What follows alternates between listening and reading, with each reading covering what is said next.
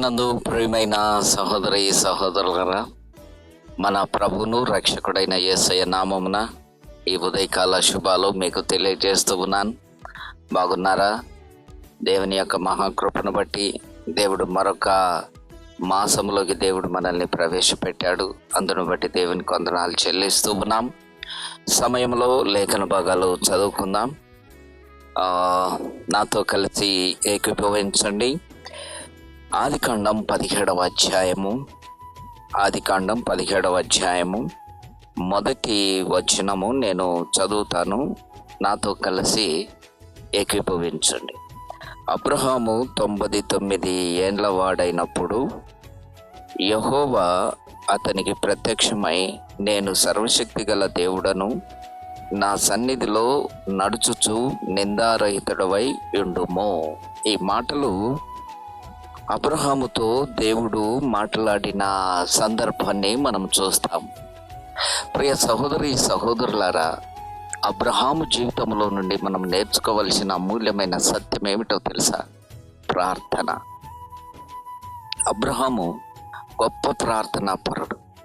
అబ్రహాము ఏ పని చేసినా, అబ్రహాము ఏ ప్రదేశంలోకి వెళ్ళినా, ఆ కొత్త ప్రదేశంలో ముందుగా దేవునికి ముందుగా తను గుడారంలో వేసుకోడు, కానీ దేవునికి ఒక ప్రత్యక్షమైన ఒక బలిపీఠమును కట్టి, ఆ బలిపీఠమును కట్టిన తర్వాత దహన బలి నర్పించిన తర్వాత అబ్రహాము దేవునితో మాట్లాడిన తర్వాత బలి అర్పణ అర్పించిన తర్వాత గుడారంలో వేసుకునేవాడు. మన జీవితాల్లో కూడా మనము ప్రప్రథముగా మనం దేవునికి ప్రాధాన్యత ఇవ్వాల. మనం ఏది చేసినా, మన జీవితంలో మనం ఎక్కడికి వెళ్ళినా ముందుగా దేవుని చిత్తాన్ని, దేవుని సంకల్పాన్ని, దేవుని ప్రణాళికను కనుగొన్నప్పుడు మనం ఏ పని చేసినా మనం సఫలీకృతం అవుతాం. మనం ఏ ప్రాంతానికి వెళ్ళినా ఆ ప్రాంతాన్ని దేవుడు మనకు స్వాధీనపరుస్తాడు. అబ్రహాము జీవితంలో కూడా ఈ గొప్ప ఆశీర్వాదము దొరకటానికి కారణం ఏంటంటే, అబ్రహాము దేవునితో మాట్లాడే అనుభవము అబ్రహాముది. ప్రియమైన దేవుని బిడ్డలారా, ప్రియ సహోదరి సహోదరుడా, ఈ చదవబడిన లేఖన భాగాలు మనం చూస్తే అబ్రహాముతో దేవుడు చెప్తాడు, నేను సర్వశక్తి గల దేవుడను అంటాడు. సర్వశక్తి గల దేవుడను అని తన్ను తాను వ్యక్తం చేసుకోవటానికి కారణం ఏంటో తెలుసా? ఆ మహోన్నతుడైన దేవుడు అబ్రహాముకు సర్వశక్తి కలిగిన దేవుడుగా ప్రత్యక్షమయ్యాడు. తన ఉనికిని అబ్రహామునకు చూపించడానికి నేను సర్వశక్తి కలిగిన దేవుడను అని చెప్పాడు. తను తాను చూపించుకున్నాడు. ఈ సర్వశక్తి కలిగిన దేవునికి సమస్తము సాధ్యం.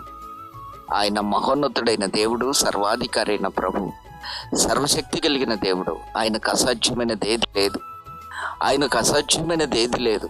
కనుక ప్రియమైన దేవుని బిడ్డలారా, ప్రియ సహోదరి సహోదరుడా, అబ్రహాము జీవితంలో దేవుడు చాలిన దేవుడుగా ఉన్నాడు కనుక, అబ్రహాముకు దేవుడు సర్వశక్తి కలిగిన దేవుడు కనుక అనేకమైన ఆశీర్వాదములు ఇవ్వగలిగిన మహోన్నతుడైన దేవుడు సమర్థుడై ఉంటున్నాడు. అందుకనే నేను సర్వశక్తి కలిగిన దేవుడను, నా సన్నిధిలో నడుచుచు నిందారహితుడవై ఉండుము. అబ్రహామును దేవుడు ఆశీర్వదించక మునుపు, అబ్రహాముకు దేవుడు సంతానాన్ని ఇవ్వక మునుపు దేవుడు ఇచ్చిన షరత్ ఏంటో తెలుసా? నా సన్నిధిలో నీవు నిందారహితుడవై ఉండుము. ఈరోజు ఈ ఉదయకాల సమయంలో వాక్యం వింటున్న ప్రియ సహోదరి సహోదరుడా, దేవుని సాన్నిధ్యంలో అనగా దేవుని ఎదుట నడిచే అబ్రహాము నిందారహితుడిగా ఉండాలా. ఈరోజు క్రైస్తవ జీవితంలో కూడా దేవుడు మన జీవితంలోకి తొంగి చూసినప్పుడు ఆయన సన్నిధానములో మనము నడిచే జీవిత విధానం నిందారహితమైనదిగా ఉండాలా. ఎటువంటి లోపం లేనిదై ఉండాలా, ఎటువంటి కల్ముషం లేనిదై ఉండాలా, ఎటువంటి కపటం లేనిదై ఉండాలా. నిందారహితమైన జీవితమే దేవునికి ఇష్టమైన జీవితం. ఆయన ఎదుట నడిచే మన జీవితాలు నిందారహితమైనవిగా ఉంటాయి. అప్పుడు ఆశీర్వాదాలకు యోగ్యకరమైన జీవితాలుగాను, ఆశీర్వాదమునకు యోగ్యకరమైన జీవితంగాను దేవుడు మనల్ని ఆశీర్వదిస్తాడు. అబ్రహామును దేవుడు చెప్పిన మాట ఏంటో తెలుసు? అబ్రహాముకు, అబ్రహమా, నా సన్నిధిలో నీవు నిందారహితుడిగా ఉండము, నీవు నడిచే విధానం నిందారహితంగా ఉండాలి అన్నాడు. కనుక ప్రియ దేవుని బిడ్డలారా, ఈ ఉదయకాల సమయంలో మన దేవుని సన్నిధిలో మన నడక ఎలా ఉంది? నిందారహితమైనదిగా ఉందా? లేకపోతే మన హృదయం మన మీద నేరారోపణ చేసే జీవితముగా ఉన్నదా? ఒక్కసారి జ్ఞాపకం చేసుకొని మన జీవితాలను నెమరు వేసుకొని ఆయన సన్నిధిలో నిందారహితంగా నడుద్దాం. మన జీవితాలకు ఆశీర్వాదం దేవుడు అనుగ్రహిస్తాడు. అట్టి కృప దేవుడు మనకు అనుగ్రహించును గాక. ఆమేన్. తలలు వంచండి, ప్రార్థన చేస్తాం. పరిశుద్ధుడైన తండ్రి, మహోన్నతుడైన దేవ, మీ పరిశుద్ధ ఘనమైన మహోన్నతమైన నామానికి కృతజ్ఞతాస్తుతులు చెల్లిస్తూ ఉన్నాం. అవును ప్రభువా, మా జీవితాల్లో నాయన నీవు చాలిన దేవుడుగా ఉంటున్నావు, సమర్థవంతుడైన దేవుడిగా ఉంటున్నావు. నీ సన్నిధిలో మేము నిందారహితులుగా నడుచుటకు నీ కృపను మాకు అనుగ్రహించమని నజరేయుడైన యేసయ్య నామమున అడుగుచున్నాము తండ్రి. Amen. Amen. God bless you. ప్రభు మిమ్మల్ని దీవించును గాక.